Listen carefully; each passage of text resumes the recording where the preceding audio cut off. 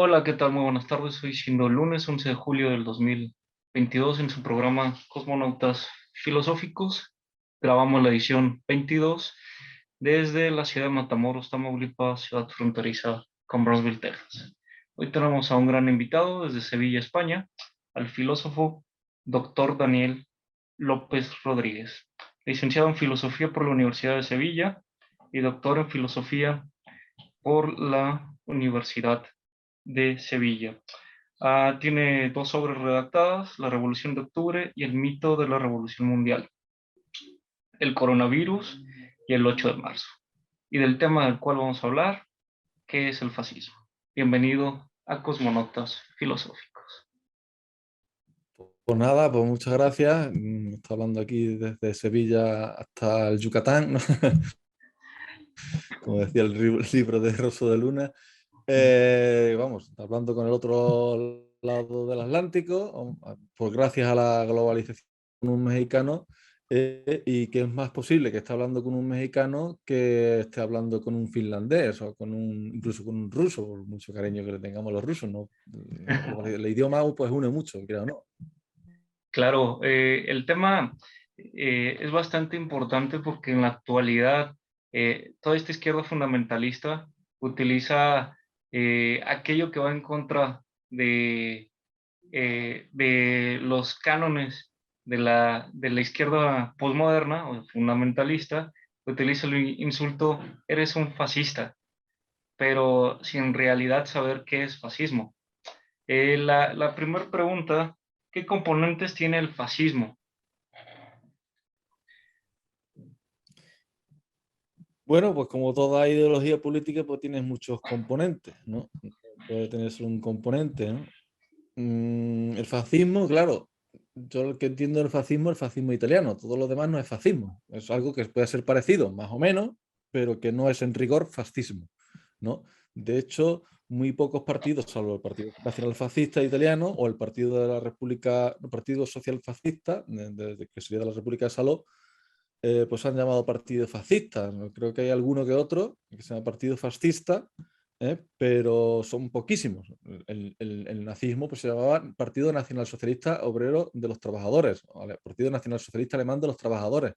¿No? Tenía otro nombre. Aquí pues era Falange Española, bueno, Falange Española, después sería Falange Española tradicionalista de la Junta Ofensiva Nacional Sindicalista, cuando se reunieron en el movimiento nacional. Entonces los componentes del fascismo pues no son absolutamente nuevos, como si se hubiesen salido de la nada, evidentemente, como nada viene de la nada, pues el fascismo no va a ser menos. Entonces viene de componentes previos, que es de la Italia liberal, de la Italia del Risorgimento, ¿no? De la Italia risorgimentale, ¿no? Que es la Italia que se va construyendo pues, a partir de 1860. En 1870, 10 años después, habría un hito muy importante, que es la toma de Roma, de los estados pontificios, que sería el fin de los estados pontificios. Y bueno, Italia pues se va unificando, ¿no? No reunificando, porque si hablamos de reunificación, supone que Italia existía previamente, ¿no? Italia no existía previamente, lo que existía previamente era Roma, que es otra cosa, que no es Italia. Otra cosa que se habla de Italia como concepto geográfico, es decir, como la península de Italia o la península itálica, pero eso no es Italia como nación política canónica. Entonces, uno de los componentes es ese resurgimiento, ¿no? Que también se comprende el fascismo como un nuevo resurgimiento o como la continuación del resurgimiento, profundizando en digamos, en esos territorios irredentos que ya lo llamaban, ¿no? Para unificar el país, ¿no? Contra Austria fundamentalmente. Entonces, pues es un componente, el liberalismo desde luego está ahí, digamos, como herencia del Estado italiano, del Reino de Italia, y también como herencia, digamos, del establishment, porque hay que recordar que fue el establishment de Giovanni Giolitti, entre otros, Antonio Salandra, etcétera, junto al rey, su majestad, Vittorio Emanuele III, los que se convencieron de alguna manera para que el fascismo, es decir, Mussolini, formase un gobierno de coalición. Entonces, ese componente de los liberales está ahí. Ahora bien, hay un componente también socialista. No hay que olvidar que Mussolini estaba, digamos, pues afiliado al Partido Socialista Italiano, en la rama maximalista. Pero él comprendió de que los obreros de las naciones no se iban a unir para hacer una revolución mundial y pensó que mejor sería que los obreros se uniesen en su patria y formasen un Estado-nación fuerte. ¿eh? o un imperio italiano, que era en última instancia lo que quería hacer llevar a cabo Mussolini. ¿Por qué se utiliza el término fascista como insulto? Pues yo creo que por pereza intelectual, por pereza mental, por pereza filosófica, por no querer, digamos, clasificar con rigor, sino simplemente insultar, pero ojo, que muchas veces vencen, ¿no? No convencen, bueno, a mí no me convencen, convencen a mucha gente, sí es verdad, pero es por pereza y porque, claro, la gente no es para taxonomía, la gente dice, uff, taxonomía, estas horas. Buf, la gente no se quiere comer la cabeza. Entonces, lo primero era fascista. Y si eres de otro espectro, del lado político, pues dices comunista, que también se utiliza comunista como insulto, ¿no? Pero que no son en rigor categorías políticas, que son mero insulto y es pura pereza. Digamos no tener ganas de cribar, crítica viene de clasificar, ¿no? De clasificar, pues distinguir unas cosas a otras. Y mucha gente se cree que el capitalismo es fascismo, o que el comunismo es fascismo, o que el nacionalsocialismo alemán es fascismo, se confunde, pero simplemente ya no solo por confusión, sino simplemente por mero insulto, por pereza y por no tener, digamos, los rudimentos para poder clasificar y diagnosticar una cosa en su tiempo y en su espacio. El tiempo que va del año 22, o si quieren del año 19, o si quieren incluso del año 14, cuando empieza la Primera Guerra Mundial, hasta 1945, cuando cae la República de Saló, y por tanto Mussolini es colgado en la gasolinera de Milán y por tanto se acabó el fascismo. Y eso es el fascismo. Lo demás es insulto y vaguedad. Claro, se le menciona a la derecha liberal como fascista sin conocer los componentes o lo que en el espacio y tiempo donde estuvo el fascismo en Italia. Ujú. Sí, sí, sí, la noche en que todas las camisas son negras, ¿no? La noche en que todos los gatos son pardos, no se dice, ¿no? La noche, digamos, en que se confunde todo, en que ahí está cabe que el liberal al fin y al cabo es un facha, porque el liberal es de derecha, pues un facha, no hay que comerse mucho la cabeza. Facha, claro, facha que viene de fascismo, ¿no? Facha, fascismo, la etimología viene ahí, viene una palabra italiana que es fascismo, fascista, ¿no? Claro, aquí pues el liberalismo a ser de derechas, a ser capitalista, bueno, pues, liberales de derecha, pues es facha. Pues mire usted, pues es otra cosa. Podrá ser todo lo despreciable y criminal que quiera. Yo siempre lo digo, que el liberalismo es la ideología más criminal y con diferencia, mucho más criminal que el fascismo, y que el nazismo y que el comunismo, juntos, como se pongan como se ponga, porque el liberalismo se cuenta a partir, yo qué sé, del siglo XVIII, si se quiere, desde el siglo XIX, si contamos el siglo XIX y el siglo XX y el siglo XXI, bueno, por ejemplo, el siglo XXI recientemente, digamos, la carrera de crímenes, de guerra, no de genocidio, porque genocidio es otra cosa, pero sí de crímenes de guerra de Estados Unidos en este siglo XXI, bueno, tenemos Afganistán, tenemos Irak, tenemos Libia, tenemos Siria, bueno, pues eso es muchísimo más sanguinario que el fascismo, pero muchísimo más. Pero bueno, por aquí, Obama, por lo visto, era un demonio que no olía a azufre. No hay nada peor que un demonio que no huele a azufre. Y Y tendría que olerlo. mencionaba a Hugo Chávez en aquel famoso, es un fascista. A eso se lo dijo refiriéndose a Aznar. Ajá, Estaba exactamente. allí Zapatero y el Rey, que lo defendieron, por cierto. Y Aznar, que era amigo del Skull and Bone George Bush segundo. No tiene nada de fascismo, que es mucho más criminal que el fascismo, insisto. Cuidado. Fascista, vale, que casi un elogio. Claro.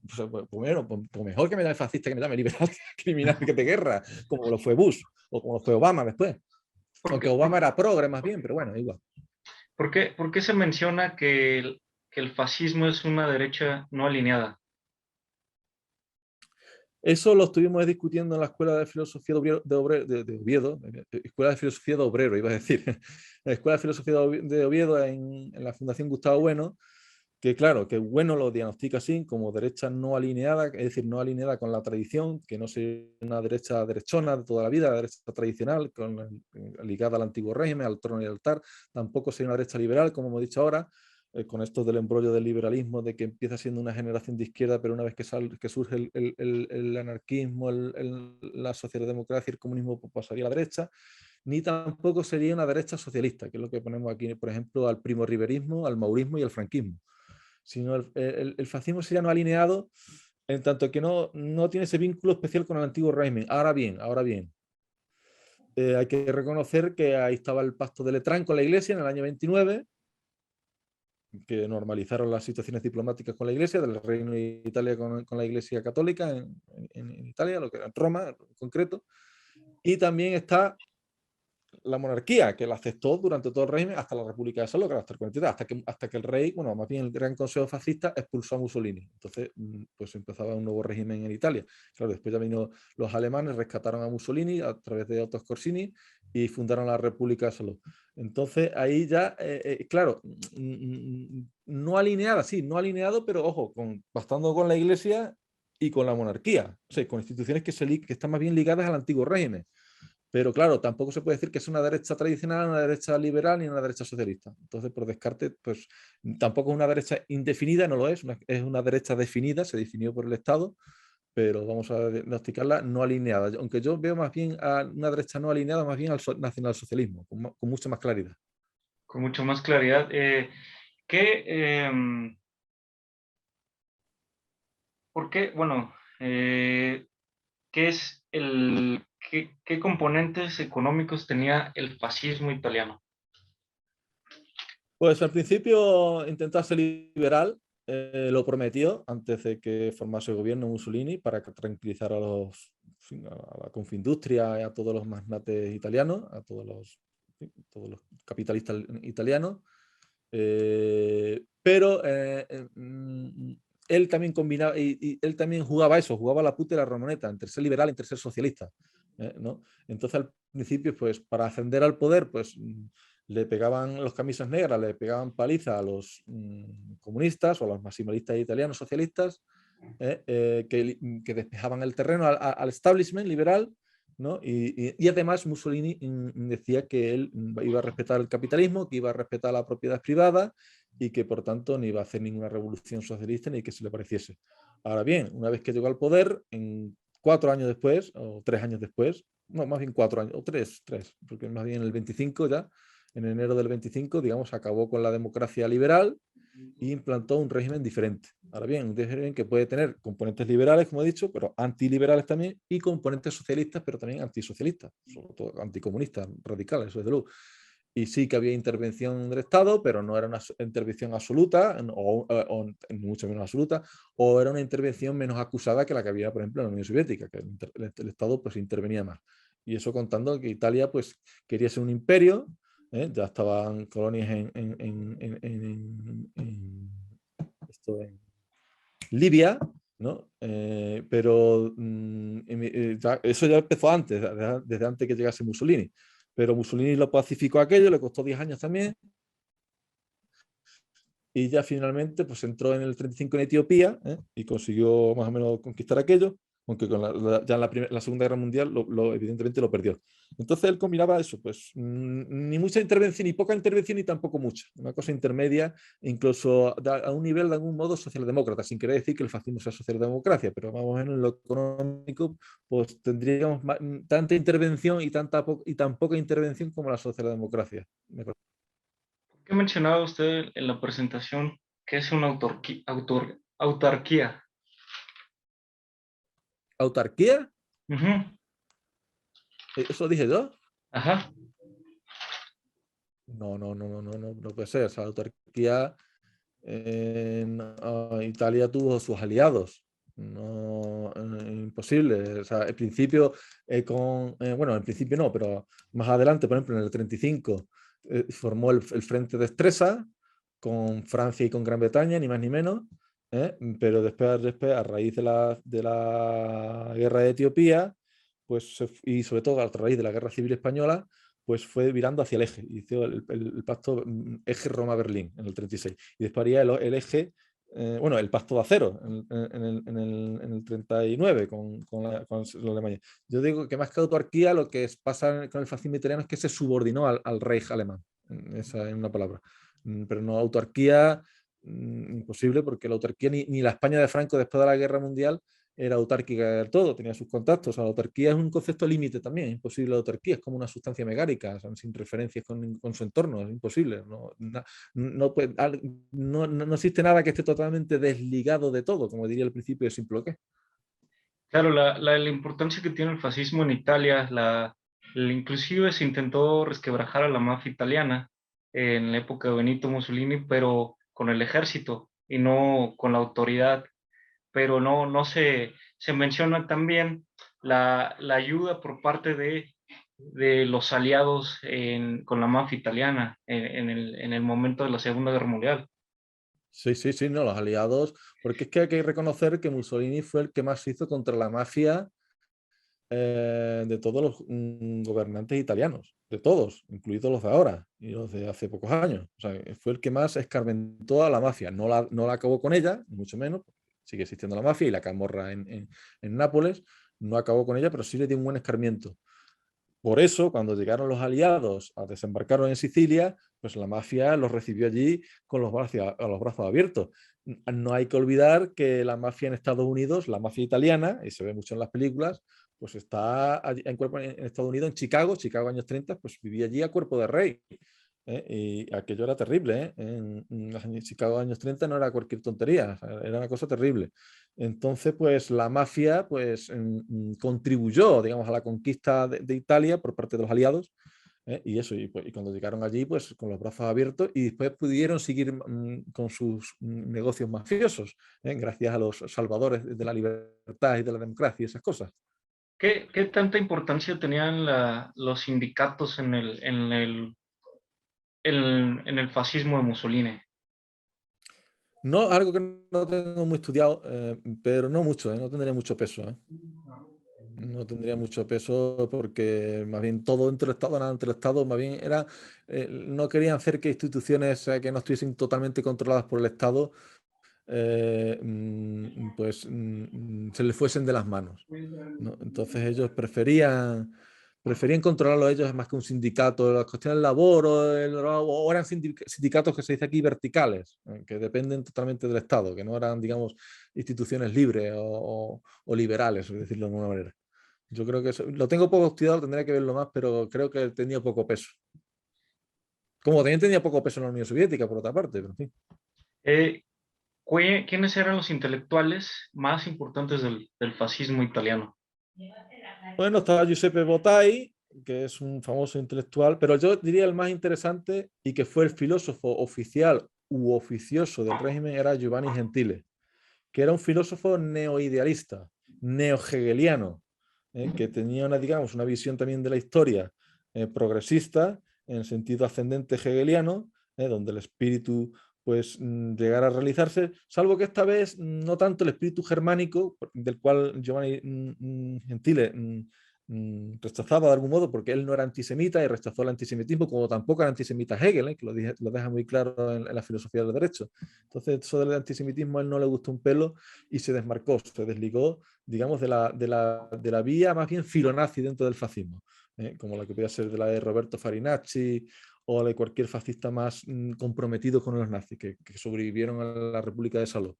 Entonces, este Giovanni Gentile era un neoidealista y él se consideraba, esto es muy curioso, antimaterialista, así con esa expresión, antimaterialista, para que los que nos llaman fascistas, los del materialismo filosófico, bueno, porque se entienden de que el fascismo, su filosofía, o uno de sus filósofos principales, su filósofo oficioso, el filósofo oficioso del régimen, Giovanni Gentile, pero ese era un antimaterialista, vamos, declarado, o sea, confeso, ¿no? Y neo-hegeliano, con todos los respetos a Hegel, y que Hegel también es un titán, por supuesto, pero no, digamos, esta interpretación de Gentile, pues era una interpretación más bien ad hoc, llevada a Italia, más que porque Hegel decía que claro, el espíritu germánico es el que dominaría el mundo. También es verdad que decía que Estados Unidos iba a ser la nación del futuro, y eso de algún modo acertó.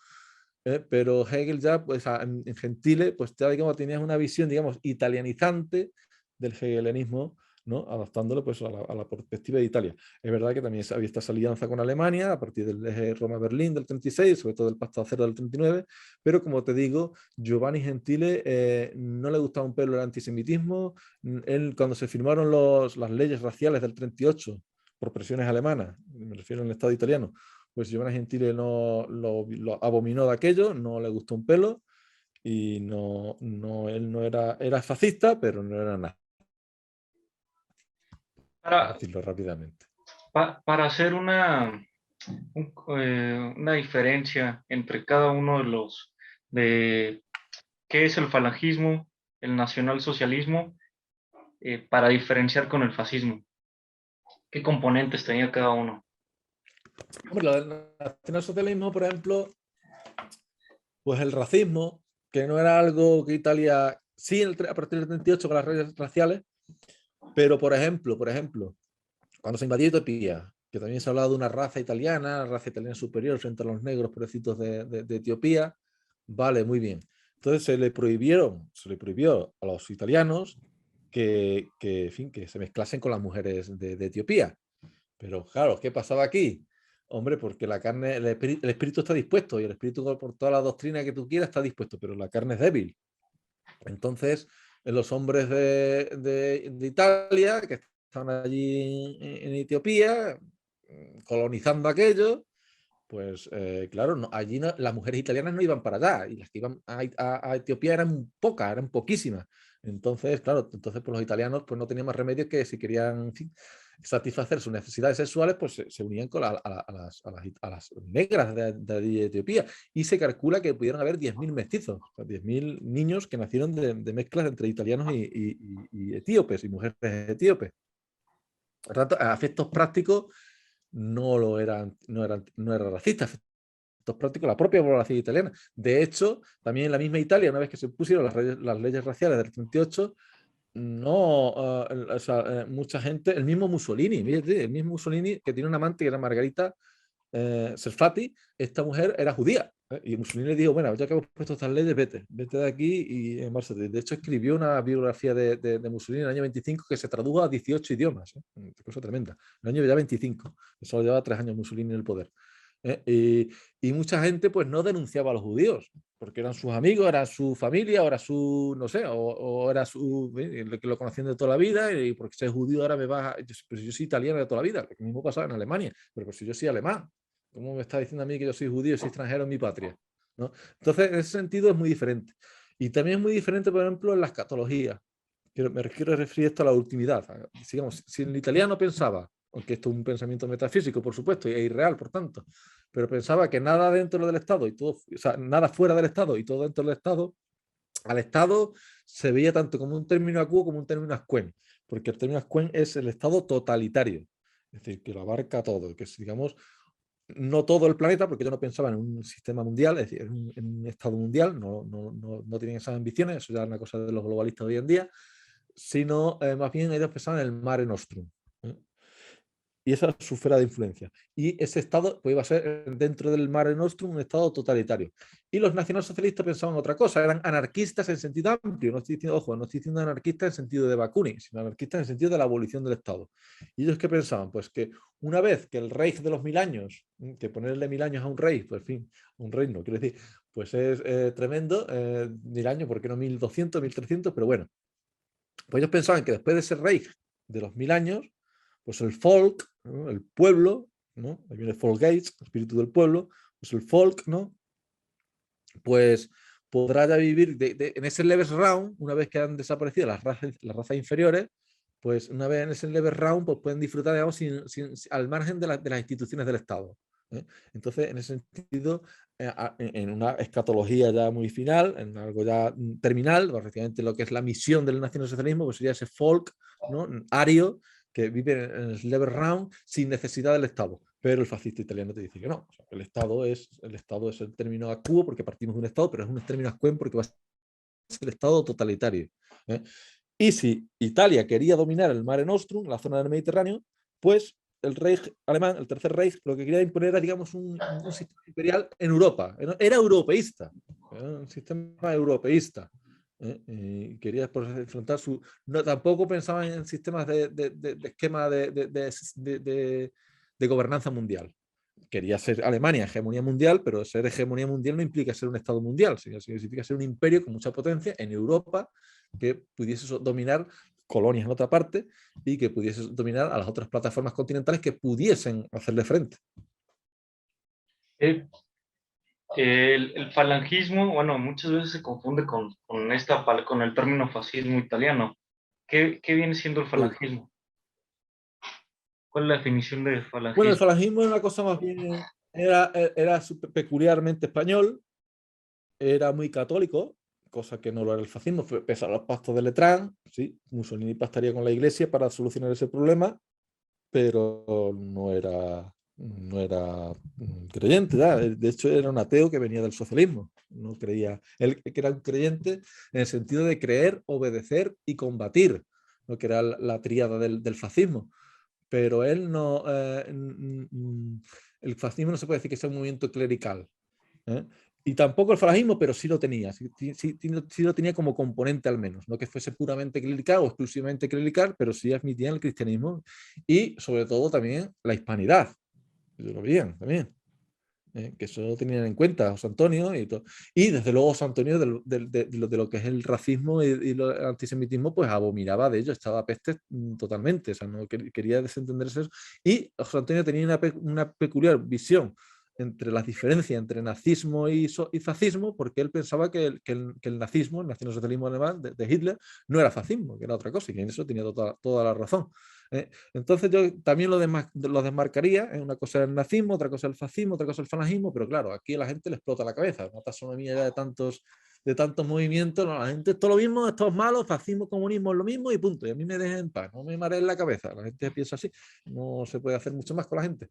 Entonces yo lo distinguiría, lo desmarcaría tendría esto muy en cuenta, que el falangismo español pues, tiene sus peculiaridades y es más, fue desmontado prácticamente después de la guerra por Franco, cuando se juntó la falange española tradicionalista de la Junta Ofensiva Nacional Sindicalista, es decir, la falange, los carlistas y las Homs, que esto de las Homs era de Onésimo Redondo y Ramiro de Ledesma, que sí que se consideraban fascistas. MIC, ellos mismos se consideraban fascistas, aunque no se llamaba partido fascista, sino se llamaba Junta. Y sí hay convergencia, desde luego, entre la falange y las Homs, pero ya lo que es la tradicionalista, es decir, los carlistas, pues ahí eso es mezclar, como yo que sé, es como si mezclas para que te diga, para que veas la diferencia. Es como si mezclas un cocido, ¿no? Así que allí en México lo llamáis cocido, nosotros llamamos cocido a los garbanzos con fideo, y con carne, y con verdura, en fin, y con carne, y secreto. Y eso es como si a un cocido le echas chocolate. O sea, un disparate. Porque es verdad que la falange sería una derecha socialista, como lo era el franquismo, pero puede tener componentes de derecha no alineada de algún modo, aunque tampoco no, porque es muy católico, en fin, está ahí entre la de una derecha no alineada y la derecha socialista, aunque yo diría que es más bien una derecha socialista. Y los carlistas pues eran la derecha tradicionalista, era la derecha, digamos, primaria, la primera modulación de la derecha, una vez que se conforman las Cortes de Cádiz, pues, y bueno, ya vendría después Fernando VII, pero una vez que muere Fernando VII en 1730, pues en 1733 empieza la primera guerra carlista, y eran los carlistas la derecha primaria contra los liberales. Entonces, pues ahí o sea, meter a los carlistas ahí era como un caballo de Troya contra los falangistas. De hecho, el franquismo, al fin y al cabo, no fue un falangismo, fue otra cosa, porque Franco desactivó la falange. Y es más, los republicanos fueron muy torpes, los republicanos en la guerra civil, me refiero al Frente Popular, fueron muy torpes matando a José Antonio.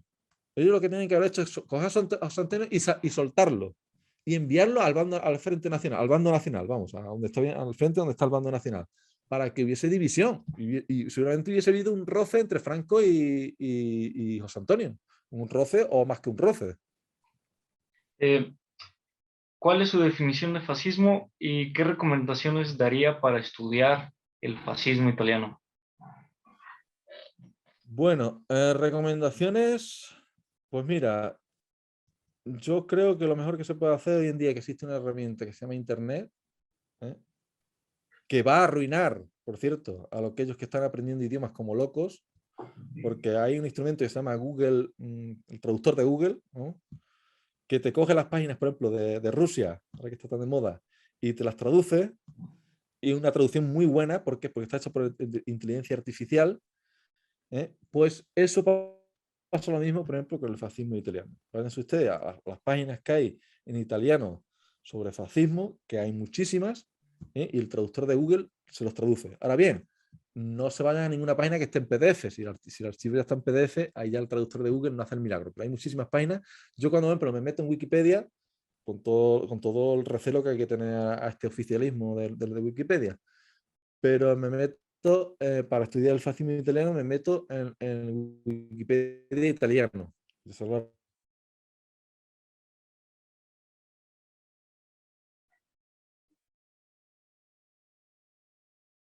Pinacci, Cesare Maria De Vicci, en fin, una cantidad ingente de personajes que son por lo menos 200 o 300 nombres que hay que saberse y hay que estudiarlos a profundidad para conocer esa historia, si no, no se conoce.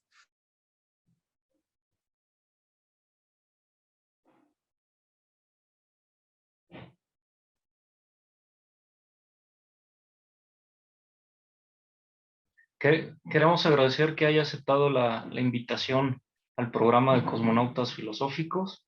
Está invitado a conversar sobre otros temas tan importantes de los cuales usted ha redactado y ha presentado en la Fundación. Pues nada, pues muchas gracias. Nada, aquí en la sesión formal, aunque los que están viendo esto ahora, pues lo que cuando esté subido a internet, quiere decir a YouTube, pues será televisión material, pero nosotros estamos aquí en televisión formal desde México a Sevilla, de Sevilla al Yucatán, como decía Rosso de Luna. Muchas gracias y hasta la Muchas próxima. gracias. Hasta